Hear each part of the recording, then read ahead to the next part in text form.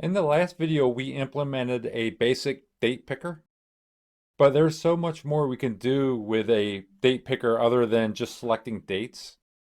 One powerful feature is filtering dates. For example, preventing the user from selecting weekends.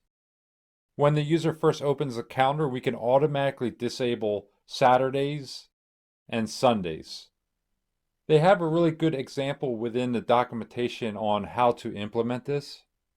Back here within the date picker component, within the overview tab, on the right, look for date validation and select that.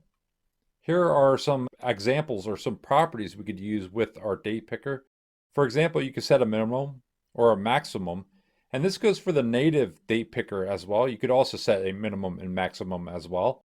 Also, they have this filter, this date picker filter.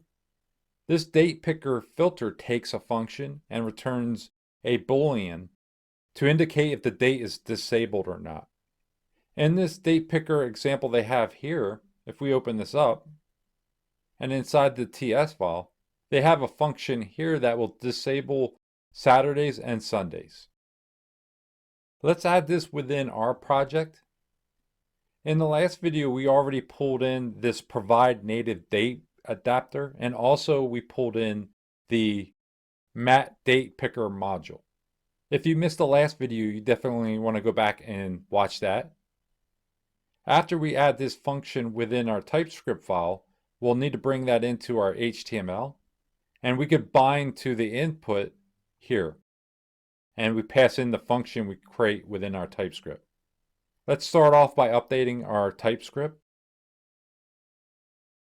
We'll be adding this to our Contact Us form component TS file since we're only using it within this component. But keep in mind you could always add it to its own class, like a utility class or a service, for example. But we'll add it to the top of our Contact Us form component, and I'll add it right below the form. Let's rename this to something like weekend filter. And all this does is it takes a date, returns a Boolean. This returns the index of the day, a number, and if today is not Sunday, 0, or Saturday, 6, then return true. Otherwise, return false. Now we need to apply this to our template, moving on to the HTML. Within the date picker, our input, we'll add in that function, and we'll use the matDatepickerFilter and set that equal to our function, the weekend filter. That's it for the template. Then we're ready for testing in the browser. Back in the browser, when we open the calendar, our Sunday and our Saturday should be disabled. And then if we try to select a Saturday, for example, the 28th, we're unable to select it. There's so many different scenarios, like for example, you could disable every date prior to today or anything greater than a month from now. It's endless for the things you could filter for.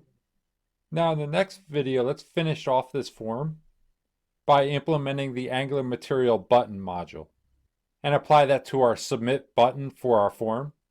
And we'll do that in the next video.